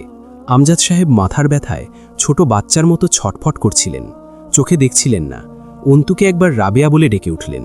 অন্তু অনিয়ন্ত্রিতভাবে অন্তুর ডুকরে ওঠে। তখন খানিক বাদে বোঝা গেল ওনার এক পাশ অকেজো হয়ে এসেছে বোধহয়। নিথর লাগছে ডান পাশটা। ডাক্তার দৌড়ে এসে ওনার ব্লাড প্রেশার মাপলেন। মুখটা ছোট হলো ডাক্তারের। কথা বললেন না। দ্রুত নার্সকে আদেশ করা হলো ওনাকে সিটি স্ক্যান রুমে শিফট করার জন্য। চলে যাবার সময় শুধু এটুকু বলে গেলেন, রোগীর উচ্চ রক্তচাপ অনিয়ন্ত্রণে, গড সেভ হিম। অন্তু চুপচাপ বসে রইল বেডের ওপর। এখন বড় ডাক্তার নেই। হাসপাতালে বড় ডাক্তার রাউন্ডে আসবে কমপক্ষে সকাল 10টায়। অন্তু বাচ্চাদের মতো অন্তিককে জিজ্ঞেস করে, ওরা কি বলছে, কি বোঝাতে চাইছে? আব্বুর ব্রেনে স্ট্রোক হয়েছে? কি বলতে চাচ্ছে রে ওরা? অন্তিক জবাব দেয় না। চুপচাপ পাশে বসে হাত চেপে ধরে অন্তুর। থরথরিয়ে কাঁপছে অন্তুর দেহ। চোখ দুটো অশান্ত, চঞ্চল, কাঁদছে না। আমজাদ সাহেব বলতেন, ব্যথার ওপর ব্যথা লাগলে নাকি মানুষ ব্যথাহীন হয়ে পড়ে। আঘাতের ওপর আঘাত মানুষের সহনশীলতা বাড়িয়ে দেয়। ডাক্তার জানালেন, রোগীর উচ্চ রক্তচাপ বেড়েছে কোনো জটিল উত্তেজনা এবং দুশ্চিন্তার ফলে, আর তা অনিয়ন্ত্রণে যাওয়ার ফলে আপাতত ওনাকে সাধারণ ওয়ার্ডেই রাখা হলো। ডাক্তাররা কি বুঝছেন, বলছেন না কিছুই। বেড পাওয়া গেল না। মেঝেতে মাদুরের ওপর কাঁথা বিছিয়ে শোয়ানো হয়েছিল আমজাদ সাহেবকে। আধা ঘন্টাও হয়নি ঘুমিয়েছে জয়। দরজায় ধুমধাম আওয়াজ। জয় গায়ের কম্বল মাথায় তুলে তার ওপর বালিশ তুলে কান ঢাকে। কাঁচের দরজায় যে ধাক্কাধাক্কি চলছে, ভেঙেও যেতে পারে আর কিছুক্ষণ এমন চললে। হামজা আবারও কর্কশ্বরে ডেকে উঠল, জয়, এই শুয়ারের বাচ্চা, উঠবি তুই? ওঠ হারামজাদা। মাথার ব্যথায় মাথাটা খণ্ড বিখণ্ড হয়ে আসছিল জয়ের। চোখের নিচে দাগ পড়ে গেছে। চোখ লাল হয়ে আছে ঘুমের অভাবে। হামজা ভেতরে ঢুকে বলল, আরমিনের বাপ হাসপাতালে, যা ওখানে, দ্রুত বের হ। জয় ক্রুঞ্জ করে বলল, শালির বাপের আবার কি হইল দুম করে? ডায়রিয়া না কলেরা? দুম করে হয়নি। তোকে ধরে বলি দিলেও গায়ের আগুন নিববে না। যা বলছি সেটা কর। জনগণ জানে গতকাল কি হয়েছিল। এর দায় আমার রেপুটেশনের উপর এসে পড়লে তোকে জীবিত দাফনাবো আমি। আমার জন্য হয়েছে নাকি? সেদিন পলাশ মারছে সেজন্যেও অসুস্থ হতে পারে। আর আমি ওইখানে যাই কি করব? ওই শালির মেয়ে এমনিই সহ্য করবার পারে না আমারে। কথা বাড়াচ্ছিস কেন? বাথরুমে যা, ফ্রেশ হ। কোনো প্রয়োজন হলে তার ব্যবস্থা করবি। আশেপাশেই থাকবি ওদের। যা বুঝলাম শুনে স্ট্রোক হয়েছে হয়তো। পাপ করেছিস তার মাসুল হিসেবে, অথবা তোর বিয়ে করা বইয়ের খাতিরে। যা। জয় বিরক্ত হয়ে ঝাড়ি মারল। আমার ঘুমে মাথা ভেঙে আসতেছে। ধনের অসুখ হয়েছে এক ঠাপ দিয়ে। ভাই, আমি না তোমায় বুঝি না। মাঝে মধ্যে মন চায় মাথার খুলি উড়াই দিই। জয় দাঁত খিচে ওঠে। আমিও বুঝি না আমাকে। তুইও বোঝার চেষ্টা করিস না। আমি পরে যাব। পাশের এলাকায় রাস্তার কাজের কন্ট্রাক্ট সাইন করা হয়েছে, তা দেখতে যেতে হবে। তুই যা এখন, আমি পর আসছি। জয় অলসভাবে হেঁটে বিছানার দিকে যেতেই ধমকে ওঠে হামজা। আবার গিয়ে বিছানায় শুয়ে পড়লে বিছানাটা আগুন জ্বালিয়ে পুড়িয়ে দেব আমি। জয়কে ধরে ঠেলে নিয়ে বাথরুমে ঢুকিয়ে ব্রাশে টুথপেস্ট লাগিয়ে হাতে ধরিয়ে দেয় হামজা। কখন কি হয় ওখানে জানা সামায়। তোর কাজকর্মে কতদিন ধৈর্য বজায় রাখতে পারবো আমি বুঝতে পারছি না, তবে আশা থাকবে রাজনৈতিক কাজের বাইরে তোর নোংরামি যেন নিয়ন্ত্রণে থাকে। আমি যেমন প্রশ্রয় আর আদর দিয়ে মাথায় তুলতে পেরেছি তোকে, পাপ বেশি হয়ে গেলে একবার ধৈর্যের টান লাগলে এক আছাড়ে তোর রুহুটা বের করে নিতে হাত কাঁপবে না, জানিস তুই। তাই পাপও সেই অবধি করবি যে অবধি আমার ধৈর্যচ্যুতি না ঘটে। কথাগুলো বলতে বলতে রুম থেকে বেরিয়ে আসে হামজা। জয় গলা উঁচিয়ে নির্লজ্জের মতো বলে, আমি কিছুই করি নাই বাল, ভালো মানুষ বলে যে পারে দোষ দিয়ে যায়। তোমার তো খালি অভিযোগ আমার ওপর, যাই করি সহ্য হয় না। জিহ্বাটা টেনে ছিঁড়ে ফেলি, এগিয়ে আয় এদিকে আমার কাছে। গলার আওয়াজ উঁচু হচ্ছে কেন? জয় ব্রাশ মুখের মধ্যে রেখে এক হাতে লুঙ্গি উঁচিয়ে ধরে বলল, জিহ্বা ছেঁড়ার ইচ্ছা তোমার হয়েছে, আমি কেন গায়ে আসব? তুমি আসো। লুঙ্গি ঘেঁষে যাচ্ছিল বাথরুমের ভেজা মেঝেতে, টেনে শক্ত করে বাঁধল সেটা। হাত দিয়ে মুঠো করে লুঙ্গি ধরে দুই ঠ্যাঙের মাঝে গুঁজে আয়নার দিকে তাকায়। দেখতে কালো লাগছে চেহারাটা। আয়নার দিকে তাকিয়ে বলে উঠল, ও দয়াল, জাননি বা নাও, দম ক্যান বাইর হয়ে যায়। চোখ লাল হয়ে আছে ঘুমের অভাবে। হামজার কণ্ঠ শোনা গেল, জয় দেরি করিস না, তাড়াতাড়ি বের হো। সিটি স্ট্যান্ড রুম থেকে বের করে ওয়ার্ডে আনার পর আমজাদ সাহেবের এক পাশ পুরোপুরি অবশ পাওয়া গেল। ওনাকে পাঁজাকোলা করে ধরে মাদুরে শোয়ানো হলো। পড়ে রইলেন ওভাবেই। অপলক তাকিয়ে আছে তার চোখ দুটো অন্তুর দিকে। জোরে জোরে শ্বাস নেওয়ার চেষ্টা করছিলেন। অন্তু থেকে চোখ ফিরিয়ে রাবেয়ার দিকে তাকালেন। কম্পিত বাম হাতটা এগোতে চাইলে কাঁদতে কাঁদতে তা চেপে ধরেন রাবেয়া। কথা বলতে গিয়ে ঠোঁট বেঁকে আসে আমজাদ সাহেবের। অন্তু ছটফটিয়ে উঠে দাঁড়ায়। এই দৃশ্য দেখতে নেই, অন্তু পারছে না। যে মানুষটার ভরাট কণ্ঠস্বর আর স্পষ্ট ভাষায় বলা দামি কথা আর ধমক শুনে অভ্যস্ত অন্তু, সে মানুষের অর্ধাঙ্গী অসুস্থতা দেখা যায় না। অন্তুর চোখ বাধা মানতে চায় না, কিন্তু স্বার্থপর আব্বুর জন্য সে কাঁদবে না। যে তাকে এই পরিস্থিতির সামনে এই অবস্থার মধ্যে ফেলে এভাবে অসুস্থতার ভয় দেখায়, তার জন্য অন্তু কাঁদবে না। রাবেয়া ওনার মুখের কাছে কান এগিয়ে নিয়ে গেলেন। অস্পষ্ট কণ্ঠে এক পেশে ধরনের স্বরে আনা যায়, আমায় তুমি ক্ষমা করো রাবেয়া, তোমাকে কিছুই দিতে পারিনি এই জীবনে। আমায় বাঁধিয়ে রেখো না তুমি, মাফ করে দিও আমায়। অন্তুকে দেখে রেখো। আরও অনেক কিছুই বলার ছিল, পারলেন না বোধহয়। রাবেয়া ওনার হাতের ওপর কপাল ঠেকিয়ে হাউমাউ করে কেঁদে ওঠেন। অন্তু বসে আব্বুর শিওরে, তুমি কিসের ক্ষমা চাইছ? আম্মু বোকা, আম্মু তোমায় ক্ষমা করতে পারে, আমি অন্তু তোমাকে কোনোদিন ক্ষমা করব না আব্বু। আচ্ছা, কি ভেবে এসব বলছো তুমি? কিচ্ছু হবে না তোমার, এখনও রিপোর্টই আসেনি, চুপচাপ শুয়ে থাকো। পাগলের মতো বলে চলে অন্তু। অন্তিকের চোখ পানি চিকচিক করে ওঠে। আজ কতগুলো বছর সে এই দেবতাতুল্য মানুষটার সাথে কথা বলেনি। তার সাথে কথা না বলেই আব্বু কোথায় যাচ্ছে। এই কদিনে সুযোগ বা সাহস পায়নি কথা বলার। সেদিন যখন ক্ষমা চাইল, আমজাদ সাহেব চুপচাপ তাকিয়েছিলেন কেবল। অন্তিক পুরুষ মানুষ, পুরুষদের কাঁদতে নেই। চোখ দুটো রক্ত লাল হয়ে ওঠে অশ্রু জমে। আমজাদ সাহেব হাসার চেষ্টা করলেন বোধহয়, অথচ ঠোঁট বেঁকে গেল। অন্তু সহ্য করতে না পেরে উঠে দৌড়ে বারান্দায় যায়। আবার ফিরে আসে ছুটতে ছুটতে। অন্তিকের ঠোঁট কাঁপছে, অথচ কিছুই বলতে পারল না ছেলেটা। ছেলেরা বাপের সামনে বোবা প্রাণী, এরা জান দেয়া শিকার, তবে মুখ ফুটে বাপের কাছে ক্ষমা বা ভালোবাসা প্রকাশে চরম ব্যর্থ। চোখের ভাষায় আব্বুর কাছে কাঁদল ছেলেটা, ক্ষমা চাইল, কত কথা বলল, সব দুজনের চোখের ভাষায় সীমাবদ্ধ। অভিমান, অভিযোগ, আড়ষ্ঠতা ও বহুদিনের বাকহীনতা জমে জমে যে শক্ত দেয়ালটা বাপ ছেলের মাঝে খাড়া হয়েছিল, তা ভাঙে দুজনের নীরব দৃষ্টি বিনিময়। অন্তিক বেরিয়ে যায় রাবেয়াকে নিয়ে। অন্তুকে আব্বুর কাছে বসার সুযোগ দেয়। সে অপদার্থ, ছেলে হওয়ার যোগ্যই না। অন্তু ছিল আব্বুর একমাত্র অবলম্বন। অন্তু বসে আব্বুর সামনে, কান্না থামানোর উপায় নেই তার কাছে আজ। হাতটা চেপে ধরে কিছুক্ষণ কাঁদল অন্তু। আমজাদ সাহেবের চোখ ছলছল করে, তবে পানি গড়ায় না। অন্তু ডেকে ওঠে, আব্বু, তুমি কি বোঝাচ্ছ? তুমি আমায় রেখে চলে যাচ্ছ এটা বোঝাচ্ছ? তুমি পাষাণ্ড জানতাম, তবে এত পাষাণ্ড আব্বু তুমি? আব্বু, আমি কি করে কি করব একা? আব্বু, আব্বু, আমি তো এক পাও চলতে পারি না তোমায় সারা। তুমি এসব ভয় দেখিও না অন্তুকে, আমি জানি কিচ্ছু হবে না তোমার। এসব মিছেমিছি ভয় অন্তু পায় না, বুঝলে?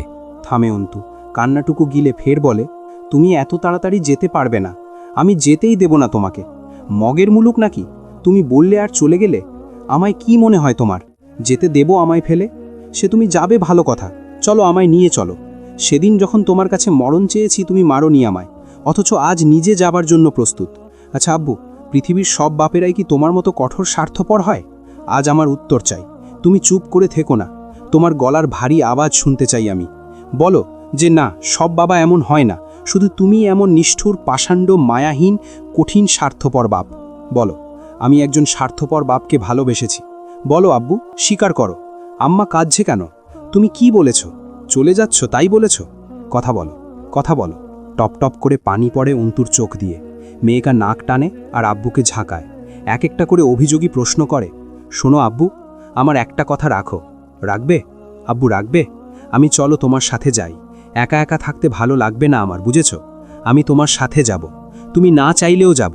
তোমার তো আমার প্রতি মায়া নেই, তুমি পারবে চলে যেতে আমায় ফেলে, কিন্তু আমি তো থাকতে পারবো না তোমায় ছেড়ে। সকালে ফজরের নামাজের অজুটা তোমার সাথে করি, তখন তোমায় লাগবে আমার। ঘুম থেকে উঠতে দেরি করলে দরজায় এসে ধাক্কাধাক্কি করার জন্য তোমাকে লাগবে আমার। কোথায় পাবো বলো? জবাব দাও। আমাকে নিতে হবে সাথে, আমি যাব তোমার সাথে। একা যেতে দেব না স্বার্থপরের মতো আমায় ফেলে। আমার পরীক্ষা দিতে যাওয়ার সময় তোমাকে লাগে আমার, বুঝতে পারছো তুমি? আমি পরীক্ষা দিতে একা যেতে পারি না, কে নিয়ে যাবে আমায়? বিকেলে চা আর টোস্ট খাবার সময় পাশের চেয়ারে তুমি না বসলে আমার চলে না, তখন কোথায় পাবো তোমায়? আমজাদ সাহেব কথা বলছেন না। অন্তু অধৈর্য হয়ে উঠল। ইস রে, কিছুই কি বলবে না তুমি? শোনো, আমায় এই ব্যবস্থাগুলো করে দাও, তারপর ভাববো তোমায় যেতে দেয়া যায় কিনা। ও, আমি একা রাস্তাও পার হতে পারি না, আমায় রাস্তা পার হওয়াও শেখাতে হবে, নয়তো তুমি যেতে পারবে না। এতই সহজ নাকি তোমার জন্য অন্তুকে ফেলে চলে যাওয়া? শোনো আব্বু, রাতের খাবারটা তোমার পাশের চেয়ারে বসে খাই আমি, ভুলে যাচ্ছ? তুমি না ডাকলে রাতে খেতে যাই আমি। পড়তে পড়তে তোমার ধমকানো ডাক কানে না এলে তো উঠতেই মন চায় না আমার। আম্মার কথা কানেও লাগে না আমার। কে ডাকবে আমায় খেতে? সেই জবাব দাও আগে। বেশি রাত জেগে পড়লে কে আমায় রাতে এসে দেখে যাবে? বিস্কুটের কৌটোটা এগিয়ে দিয়ে একটা ধমক দেবে, দুটো বিস্কুট খেয়ে পানি খেয়ে ফের পড়তে বস। একাধারে পড়লে শরীর খারাপ হবে, মনোযোগ পাবি না। নে খা। একটু হাঁটতে যাবি? চল বাড়ির সামনে দুপাক মেরে আসি দুজন। কে বলবে? এই ব্যবস্থা আগে করো তুমি। আমায় কে ডেকে ধমকে বলবে মশারিটা টাঙিয়ে দিতে অন্তু? আজ মশা খুব বেশি। তুমি বুঝতে পারছো আমার সমস্যাগুলো? আমার পদে পদে সমস্যা তোমাকে ছাড়া। একটা দিন কাটাতে পারবো না। দেখলে তো কাল তুমি ছিলে না, আর কি হয়ে গেল আমার সাথে। আমজাদ সাহেবের চোখের কোনা বেয়ে কয়েক ফোঁটা জল কানের গোড়া দিয়ে চুইয়ে পড়ে। অন্তু চোখ দুটো মুছে নড়ে চড়ে বসে, নাক টেনে শান্ত স্বরে বলার চেষ্টা করে, আব্বু, বুঝলে, আমার বুকের ভেতর খুব যন্ত্রণা হচ্ছে। তোমারও হচ্ছে? হচ্ছে না জানি, কারণ তুমি খুব স্বার্থপর আব্বু, খুব স্বার্থপর। গা কাঁপিয়ে কেঁদে ফেলল অন্তু। তুমি একটাও কথা বলছো না আব্বু। কি করেছি আমি? কিসের অপরাধে এই যন্ত্রণা দিচ্ছ? তুমি বুঝতে পারছো না আমি সহ্য করতে পারছি না? আব্বু, তুমি জবাব দিচ্ছ না কেন? আমায় কষ্ট দিয়ে কি পাচ্ছ? আমার সহ্য হচ্ছে না, আমি সইতেই পারছি না। কি করব বলো তো? বুকের মাঝখানটায় আঙুল গেঁড়ে বলল অন্তু। এই এখানে কেমন যে লাগছে। তুমি বুঝলে ঠিক কথা বলতে, তুমি টেরই পাচ্ছ না। তুমি খুব কঠোর আব্বু, খুব নিষ্ঠুর। অন্তর বিলাপে আশেপাশের লোকজন থমকে যায়। কারো কারো চোখে ছলছলে পানি নেমেছে। আমজাদ সাহেবের চোখের কোনা বেয়ে এক ফোঁটা পানি সরু হয়ে গড়িয়ে পড়ে। অন্তু তা সযত্নে মুছে দিয়ে বলে, কাঁদছ কেন তুমি? কিচ্ছু হয়নি তো। আচ্ছা, আমি আর কাঁদছি না, তুমিও কাঁদবে না, কেমন? আমজাদ সাহেব নিশ্চুপ। বাচ্চারা যেমন ঘুমন্ত মানুষকে ঝাঁকায়, অন্তু ওইভাবে আমজাদ সাহেবকে ঝাঁকালো। আব্বু! অন্তু ঝেড়ে উঠে দাঁড়ায়, চিৎকার করে ডাক্তার ডাকে। নার্স আসে, ডাক্তার আসে। অন্তুকে অন্তিক সরিয়ে নিয়ে যায় টেনে। ধরে রাখা যায় না অন্তুকে, পাগলের মতো লাফালাফি করছে মেয়েটা। অন্তিক শক্ত হাতে টেনে ওকে বারান্দায় নিয়ে যায়। রিপোর্ট হাতে নার্স আসে। মহিলা ডাক্তার তা দেখেন চোখ বুলিয়ে। হেমোরেজিক স্ট্রোক, অর্থাৎ মস্তিষ্কের ধমনীগাত্র বিদীর্ণ হয়ে মস্তিষ্কে রক্তক্ষরণ শুরু হয়েছে। বিভিন্ন স্থানে রক্ত বেরিয়ে তা জমাট বেঁধে গেছে। রোগী বাঁচানোর সুযোগ এই স্ট্রোক দেয় না। উন্নত চিকিৎসা প্রাপ্তি অবধি যাবার সুযোগ থাকে না এই ক্রিটিক্যাল সিচুয়েশনে। ডাক্তার রিপোর্ট রেখে বেরিয়ে গেলেন চুপচাপ। মেঝের ওপর পড়ে আছে আমজাদ সাহেবের নিথর দেহটা। নাক দিয়ে রক্ত আসছে, কান দিয়েও বেরোবে বোধহয় রক্ত। এই লাশ বেশিক্ষণ না রাখার পরামর্শ দিলেন ডাক্তারেরা। যেদিক দিয়ে সম্ভব এখন গলগলিয়ে রক্ত বেরিয়ে আসার সম্ভাবনা রয়েছে। অন্তু চুপ করে বসে রইল হাসপাতালের নোংরা মেঝের ওপর। জ্বলন্ত আগুনে পানি ঢালার পর ঠিক আগুন যেমন ধপ করে নিভে যায়, ওভাবে নিভে গেছে অন্তুটা। একদৃষ্টে চেয়ে আছে অন্তু ওই তো দূরে পড়ে থাকা লম্বাটে দেহাবয়বের দিকে। জয় হাসপাতালের ভেতর থেকে বেরিয়ে গেটের সামনে দাঁড়ায়। অস্থির লাগছে ভেতরটায়। দ্রুত একটা সিগারেট ধরিয়ে ঠোঁটের ভাঁজে রাখে। অন্তুর কান্না খুব জ্বালাতন করছে। তখন ইচ্ছে করছিল গিয়ে মেয়েটাকে ঠাটিয়ে দুটো চড় মেরে আসতে। ওভাবে আহাজারি করে কাঁদার কিছু তো নেই। বাপ কি আর মানুষের মরে না? জাবেদ আমির মরেনি? জয়ের সামনে মরণের প্রক্রিয়া চলেছে ওনার। জয় কি বেঁচে নেই? এত ন্যাকামির কি আছে? বারবার চোখের সামনে অন্তুর কান্না জড়ানো পাগলের বিলাপ ভেসে উঠছে। বিরক্তিতে দু চারটে গালিও বেরিয়ে এলো মুখ দিয়ে। এসব আবেগ বোধ করার মতো বোধশক্তি তার মাঝে নেই। সে স্বাধীনচেতা মানুষ। আবেগ ভালো মানুষকে খারাপ কাজ করতে বাধ্য করে, উল্টো খারাপ মানুষদের নিজের কাজ থেকে দূরে আনে। জয় ঠোঁট বাঁকিয়ে হাসল। তার খারাপের কোনো চিকিৎসা নেই, কারণ খারাপ হওয়াটা তার রোগ নয়, তার সত্যগত বৈশিষ্ট্য। আধ খাওয়া সিগারেটা দূরে ছড়ে মারল। বিকাল ৩টায় আমজাদ সাহেবের শেষ দুপুরে শেষ গোসল হচ্ছিল। জয় চুপচাপ দাঁড়িয়েছিল ভিটির ওপর। অনেক লোক জড়ো হয়েছে মুর্দা বাড়িতে। তারা কটূক্তি করতে ভুলছে না। গতকালের তাজা ঘটনা, মরলেই চাপা পড়বে কেন? মেয়ের চরিত্রের দোষের ভাগ বাপেরও যায়। বসার ঘরের মেঝেতে খুঁটির সাথে পিঠ ঠেকিয়ে চুপচাপ বসে আছে অন্তু। উঠানের ওপর ত্রিপল টাঙিয়ে ভেতরে তার আব্বুর শেষ গোসল হচ্ছে। সে চুপচাপ বসে দেখছে, কান্না পাচ্ছে না তার। আব্বুর সাথে খুব যেতে ইচ্ছে করছে, অবশ্য সে যাবেই, কেউ ঠেকাতে পারবে না তাকে। জয় তাকিয়ে দেখছিল অন্তুকে। দুটো ছেলে এগিয়ে এলো, সালাম দিল। জয় খেয়াল করল না। দুজন কিছুক্ষণ অপেক্ষা করেও জবাব না পেয়ে ডাকল, জয় ভাইয়া। জয় আনমনার মতো বলে, হ্যাঁ। দৃষ্টি তখনও অন্তুর দিকে। রাগ হচ্ছে তার। মনে মনে ঠাস করে অভ্যেসবশত দুটো গালি দিল। মানুষ বাপ মরলে কাঁদে, শালি সেটাও করছে না। মানে হাগল পাগল বিয়ে করাই দিছে আমার সাথে। তোর বাপ মরছে, তুই কাঁদবি, চিল্লায় কাঁদবি, তা না করে এমনভাবে বসে থাকার কারণ কি? কখন জানি ফিটকায়া পড়ে থাকবি, কাঁদলে একটু হালকা লাগে। জয়ের ইচ্ছে করল এগিয়ে গিয়ে ঠাস করে একটা চড় মেরে বলতে, কাঁদ, জোরে জোরে কাঁদ। চুপচাপ আছিস, বেশি চাপ পড়তেছে মাথায়, মির্ছা যাবি। সেন্স হারানোর আগে কেঁদে হালকা হসালি। ছেলে দুটো অধৈর্য হয়ে বলেই ফেলল, ভাই একটা সেলফি নি, ফেসবুকে আপলোড করব। উঠতি বয়সী ছেলেরা। রাজনৈতিক নেতাদের সাথে ছবি তুলে ফেসবুকে দিতে পারাটাও একটা বাহাদুরি তাদের কাছে। এতে তারা এক ধরনের শক্তি অনুভব করে। জয় ভ্রু কুচকে গম্ভীর হয়ে তাকায়। তাতে উপকারটা কি? ছেলে দুটো চুপসে গেল। না মানে, আচ্ছা সেলফি লাগবে না, আপনার ফেসবুক অ্যাকাউন্টটা দেবেন ভাই, আমরা অ্যাড হতাম। জয় চোখ বুজে ভারী শ্বাস ফেলল। মনে মনে বলল, ফেসবুকের মাইরে। গালিটা প্রকাশ্যে দিল না। এরা এক প্রকার সামাজিক শক্তি। জয়ের খুব শক্ত ভক্ততা বোঝাই যাচ্ছে। জয় মাথা নাড়ল। আমার কোনো ফেসবুক অ্যাকাউন্ট নেই, ওসব বালছাল পোষায় না আমার। ফেসবুকে কি কাম? কি করে ওই ধনবাল দিয়া? ছেলে দুটো যার পর নাই অবাক হলো।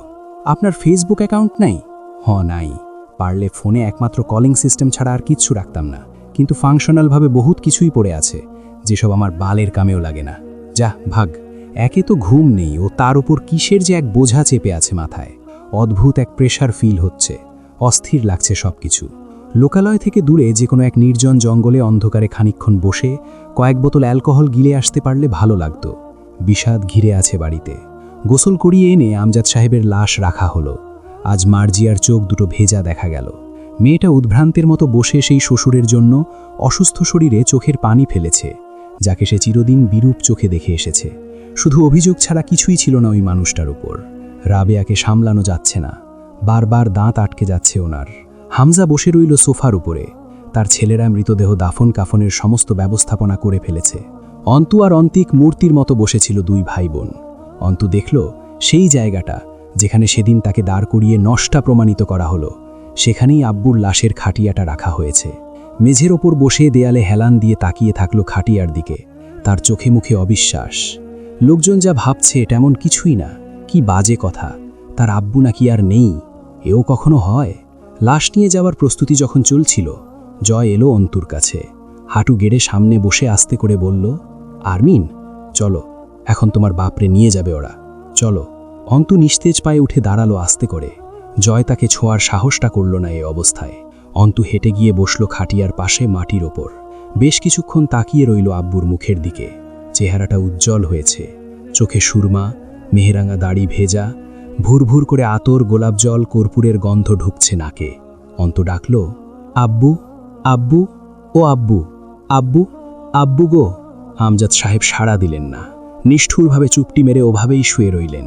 একটুও বুঝতে চেষ্টা করলেন না অন্তুর ভেতরে কি হচ্ছে। আব্বু, তুমি কি ভয়ানক স্বার্থপর? সকালে প্রতিদিন ডেকে ডেকে তো ঠিক আমার ঘুমটা ভাঙিয়ে দিতে। আজ এই যে ডাকছি, তুমি উঠছ না, ঠিক আরামে ঘুমাচ্ছ। এটা কি ঠিক আব্বু? জয়ের ভেতরে কি হচ্ছে? আশ্চর্য এক ধরনের ব্যাপার। সে অন্তুর পেছনেই দাঁড়িয়েছিল। তার ভেতরে কি এক অদ্ভুত অনুভূতি চলছে। হনহন করে বেরিয়ে গেল গেট দিয়ে। বাড়ি থেকে একটু দূরে গিয়ে একটা চুরোট ধরালো। প্রিয় দর্শক, আজকে এ পর্যন্তই। আরও এইরকম নিত্য নতুন গল্প বা উপন্যাস পেতে তাকদির ইসলামিক টিভি চ্যানেলটি সাবস্ক্রাইব করুন। আজকের পর্বটি কেমন লেগেছে তা অবশ্যই কমেন্ট করে জানাবেন। আবারও দেখা হবে পরের কোনো পর্বে। ততদিন ভালো থাকুন, সুস্থ থাকুন। আল্লাহ হাফেজ।